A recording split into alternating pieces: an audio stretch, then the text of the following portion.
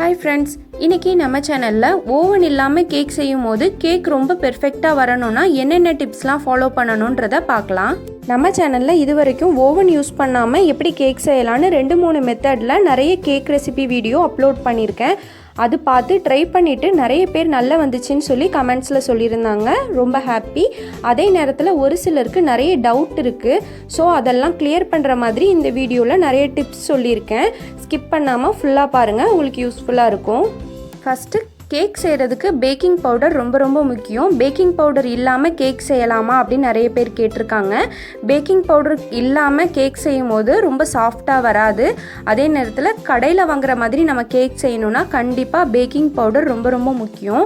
Baking soda கூட நீங்கள் avoid பண்ணிவிட்டு பேக்கிங் பவுடர் மட்டும் யூஸ் பண்ணால் போதும், கேக் நல்லா சாஃப்டாக வரும். அதே மாதிரி பேக்கிங் பவுடர் வந்து ரொம்ப ஃப்ரெஷ்ஷாக இருக்கணும். பேக்கிங் பவுடரை நம்ம கரெக்டாக ஸ்டோர் பண்ணி வைக்கணும்.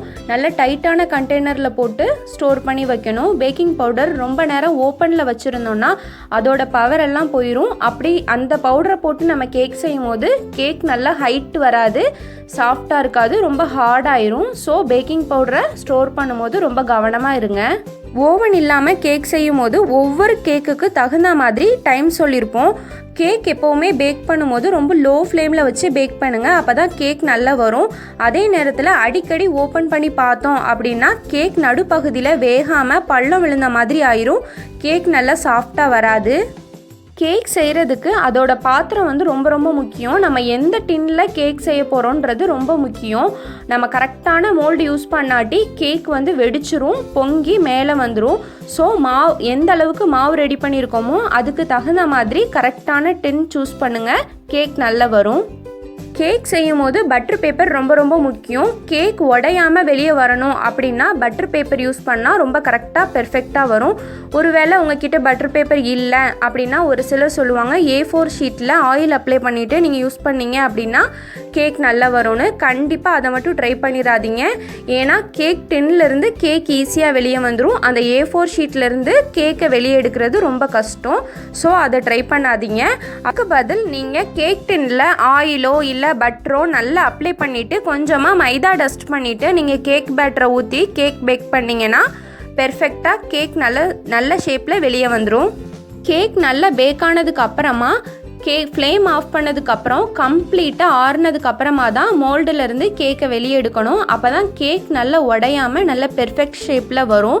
அதே நேரத்தில் மூடி போட்டு கேக்கை ஆற விடக்கூடாது.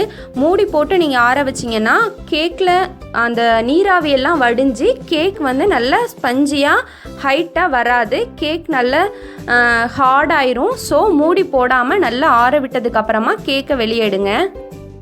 அப்புறம் நம்ம கேக் பேட்டர் ரெடி பண்ணும்போது நல்லா பீட் பண்ணணும்.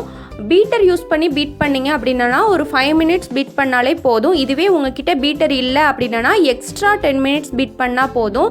ஓவராக பீட் பண்ணாலும் கேக் ரொம்ப சாஃப்டாக உதிர்ந்து போகிற அளவுக்கு சாஃப்டாயிரும். இதுவே நீங்கள் வந்து பீட் பண்ணலை, கொஞ்சமாக தான் பீட் பண்ணியிருக்கீங்க அப்படின்னா ரொம்ப ஹார்டாயிரும். இதுவே நம்ம அதிகமாக பீட் பண்ணிட்டோம் அப்படின்னா பர்த்டே கேக்கெல்லாம் செய்யும் போது 2 லேயர் 3 லேயர் கட் பண்ணிவிட்டு க்ரீம் அப்ளை பண்ணி செய்வோம். அது மாதிரி செய்யும் போது நம்ம கேக் வந்து உடஞ்சிரும், ரொம்ப பெர்ஃபெக்டாக வராது. ஸோ பீட் பண்ணுறதுலையும் ரொம்ப கவனமாக இருங்க. ஒரு சிலருக்கு பிளாக் ஃபாரஸ்ட் கேக் செய்யும் போது கொக்கோ பவுடர் இல்லை, அதுக்கு பதில் காஃபி பவுடர் சேர்க்கலாமான்னு கேட்குறாங்க. கண்டிப்பாக அது வந்து ஃப்ளேவர் வந்து சேஞ்ச் ஆகும். சாக்லேட் கேக்குன்னா கண்டிப்பாக கொக்கோ பவுடர் தான் ஆட் பண்ணணும். நீங்கள் காஃபி பவுடர் ஆட் பண்ணும்போது ஃப்ளேவர் மாறும், அது காஃபி கேக்காக மாறிடும். சேம் டைம் ரொம்ப ஜாஸ்தி காஃபி பவுடர் ஆட் பண்ணிங்க அப்படின்னா அதோட கசப்பு தன்மை மாதிரி அந்த காஃபியோட டேஸ்ட் வந்து ரொம்ப ஸ்ட்ராங்காக தெரியும். So black forest cake chocolate cake வேணும் அப்படின்னா கண்டிப்பாக நீங்கள் கொக்கோ பவுடர் தான் சூஸ் பண்ணணும்.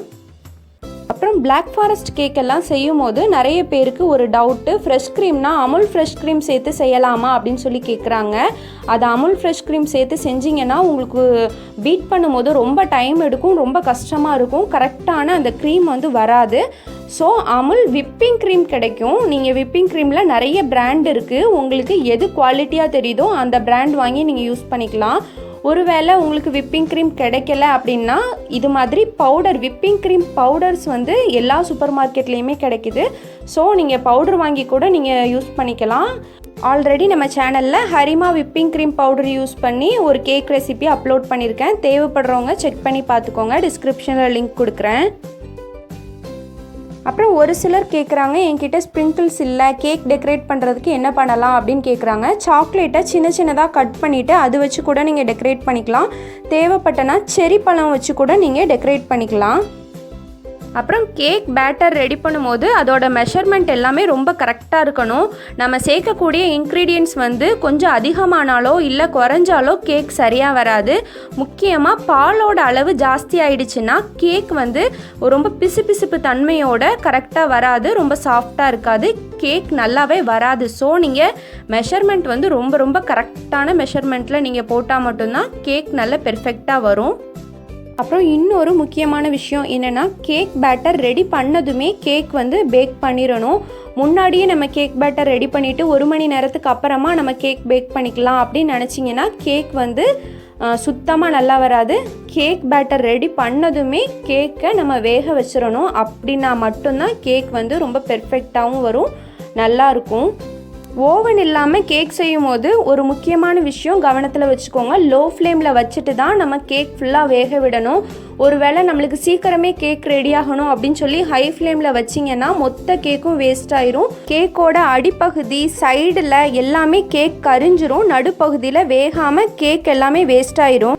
ஓவன் இல்லாமல் கேக் செய்யும் போது இந்த மாதிரி சின்ன டிப்ஸை கூட நம்ம ஞாபகத்தில் வச்சுட்டு கரெக்டாக பேக் பண்ணோம் அப்படின்னா பெர்ஃபெக்டாக கேக் வரும். கண்டிப்பாக இந்த வீடியோ உங்களுக்கு யூஸ்ஃபுல்லாக இருக்கும்னு நம்புகிறேன். இந்த வீடியோ பிடிச்சிருந்துச்சுன்னா லைக் பண்ணுங்கள், ஷேர் பண்ணுங்கள், நம்ம சேனலை சப்ஸ்கிரைப் பண்ணிக்கோங்க. Thank you friends.